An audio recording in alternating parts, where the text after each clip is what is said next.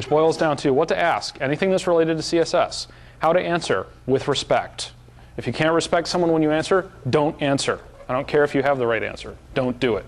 I have said that from the beginning of the list. And sometimes I have to remind people of that, but in general, and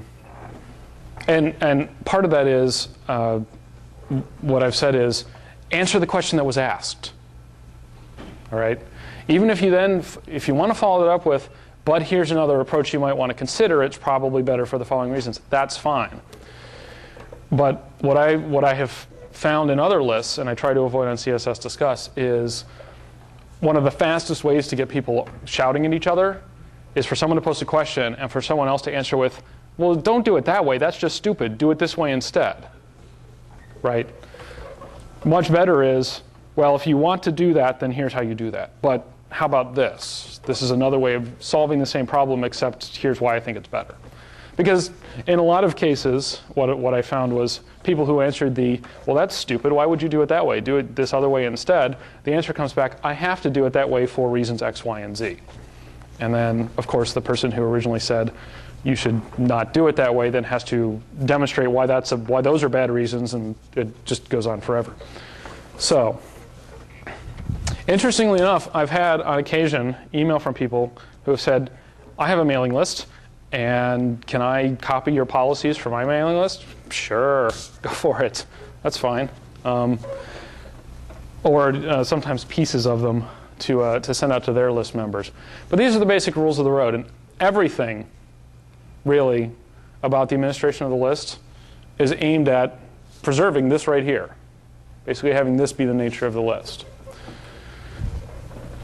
So one of the best ways to make sure that the list behaves in the fashion you want is set the example. Okay? Have that mission for your list, have the nature of the list clearly in your mind from the start. Or if not from the start, at least from when you start managing the list in an active way. And then keep working to define them. It's not enough to just post a list of policies and say, this is what the list should be like. Okay? Even if we made the incredibly questionable assumption that everyone who ever joined the list read the policies, which most of them don't. You send them the URL in the subscription mail that says, these are the policies, read them, all in capital in capital letters. They don't. I mean, some people do, but most people don't.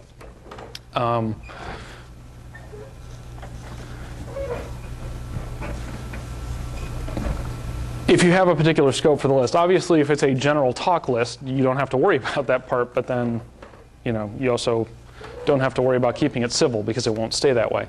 But if you have a specific topic in mind, keep defining that through posting. If someone posts something that you feel is off topic and you're in charge, you can't be afraid to say, I'm sorry, that's off topic. Here's why. Here are some other places you might be able to discuss that, but here, not relevant. More and more, we're starting to get people posting, hey, how do I do this in JavaScript? Apparently on the theory that CSS, JavaScript, it's all client-side, therefore talking about client-side manipulations through JavaScript would be relevant for a CSS list, which it's not. It could be, but then that wouldn't be CSS discuss. That would be some other kind of discuss. So I've had to step in and say, look, this is off topic. You could go to Web Design Now, you go to evolts the list, here are some other places that you could discuss that sort of thing, but here we talk about CSS. Just because you let that get away from you, and you'll never get it back, or not without hot tubbing the list. In general, I found whatever you do on the list members are going to follow after that. If you're in charge of the list and you like on occasion to flame people, you're going to get flames on the list. Okay? If you like to flame people but you want a list that doesn't have flames, flame in other forums. Flame on Usenet. That's fine. Just subscribe to alt.politics and have at it. Great. Work that mojo out somewhere else other than your list, unless of course you want flames on your list, and if you do, then fine. Just let me know so that I don't subscribe.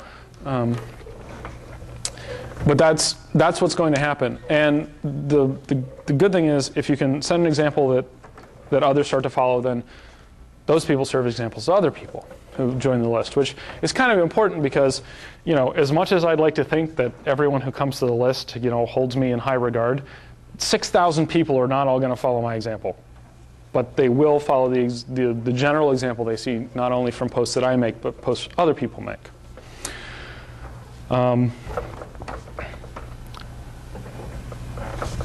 Part of that is, if you're in charge of the list, you need to participate in the list. It's not, well, assuming that you care at all about the content of the list. It's not enough to manage the list in the background. You have to be in the foreground, demonstrating, making the kinds of posts that you want to see. And as part of that, if in general, at least on CSS Discuss, people will post and they'll say, how do I do this? And I'll answer. I'll say, here's how you do it. Or someone else, someone will post saying, how do I do this? And someone else will answer. And then I might chime in with and here's something else to consider. That just the normal kind of everyday, it's just like I'm a participant. The nice thing about that is that then it's no surprise really when I post with administrative stuff. There isn't the feeling of, whoa, who's this guy and where did he come from? Right. And I'm always careful for my administrative posts to put admin in capital letters in the subject line. So they know, so list members know when they see it, it's, I'm speaking with the administrator hat on, and then other times I've taken that hat off and I'm another list member. So that way, every now and again, and it's the same thing with defining off-topic posts. I don't put an OT in the subject line, which is the usual designator for this is off-topic. I put in admin. And then the body of the message is, this is off topic. Here's why. Here's some other places you could go. But it becomes more part of the flow. And so I find that the list members are more willing to accept that. And they're more willing to accept administrative input of that type without it really being anything special or ruffling any feathers, or at least not too many feathers. So that's really the most important thing, is to set a good example. I mean, and that sounds really stupidly basic, and like, didn't we all learn that in Sunday school or alphabet or whatever it is we went to as kids? But it's something that I just don't see on mailing lists very often, on other mailing lists. One of the exceptions, actually, is WebDesignL. Anyone familiar with WebDesignL? No. OK. Run by Steve Champion. I do have to say that a lot of how I approach running CSS Discuss is inspired by how Steve Champion runs WebDesignL. The thing is that Steve has an incredibly, well, he refers to it as a very, very low bozo threshold. When he sees someone who he regards as being a bozo, he is, while he's not sort of actively insulting, he also makes no attempt to spare their feelings. And he can be very, it's funny if you know him, because he's the quietest guy. He's a really nice guy in person. But on the list, if you do something that he thinks is stupid, he's just going to tell you, that is the stupidest, don't do that. And so I don't do that, just because I find it easier to, I prefer carrots to sticks in general. We'll get to sticks in a moment, but I tend to prefer carrots. But he to a large degree, embodies this whole principle where he participates in his own list. And when he's not wielding the administrative rod of correction, he does, he posts in a way, he puts up the kind of posts that he would like to see, and they're not flames, basically. Steve being Steve, they're usually about 6 pages long and have way more detail than you would ever possibly want for an answer, but hey, that's all right. He's one of the only people I know who can tie points about web design back to the OSI model and have it make sense. I don't know. I can't do that. It's crazy. Yes, the IETF back in 1973. Dude, we just wanted to know how to set a color. Anyway. It's pretty funny you mention that, because local mud list.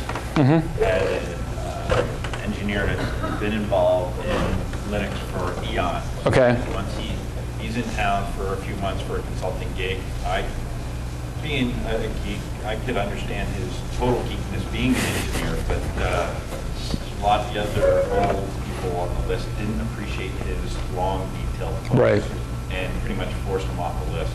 Interesting. Well, so other members of the list forced him off? Yeah. Okay. Hold on a second. Let me make sure.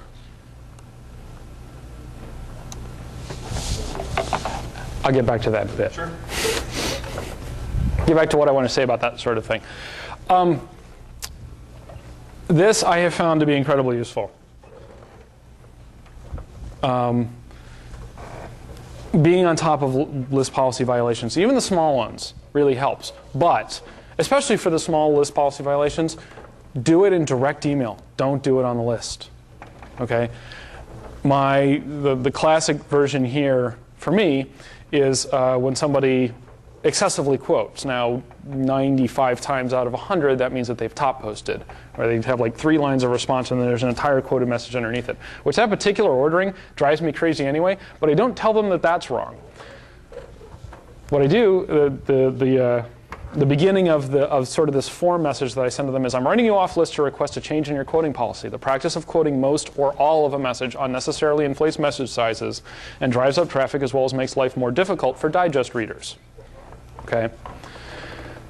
But I don't do that on the list. If I did that on the list, half the list would be, at least for a while, would be me posting this. No, not half the list, but they would show up, you know, way more frequently than I like. This gets sent directly. Okay? And just literally, if I see a message that has excessive quoting, Command R, you know, do the little stationary template thing, it's off. Okay? You know, if someone posts a really good thing, a really good message, or if they take an off-topic thread and pull it back on topic, which does happen sometimes, when I respond in that thread, I'll usually try to say something, but then in the thread, on the list, say, and thank you to John for pulling this thread back on the list. It was drifting out of list topic territory, but I'm glad to see it's back in there. So those kinds of things. Do the praise in public, do the admonishments in private when possible. Now, that's not always possible, of course. You know, if somebody posts an off-topic post, you need to say on the list so that everyone knows, hey, this wasn't really on topic, and here's why. Because, I mean, in general, almost anyone I've ever met is far more willing to listen to you if you're giving them constructive criticism one-to-one, like in a corner, than if I were to stand up here and, you know, criticize one of you in front of everyone else. I mean, that's just sort of human nature. And so trying to embody that here has really helped. I'd like to think that, for example, the unnecessary quoting message has had an effect. I mean, we still get people who top post and full quote, and we get the even more rare, but even funnier, entire quoted message and then 2 lines at the bottom. So they had to skip past all the quoted material. And as much as I'd like to write in this, I'd like to modify this message to do this and then say, dude, you skipped past all that quoted material. What were you thinking? I don't. Sometimes I'd like to, but I don't. You know, there have been people who have been habitual excessive quoters, and just every time I saw one of their messages, I'd send them one of these. And eventually they stop. Either they stop posting, or they stop excessively quoting, one of the two.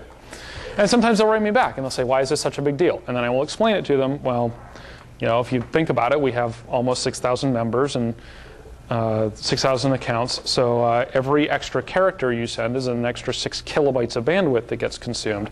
And so if you quote a 5 kilobyte message, you know, do the math.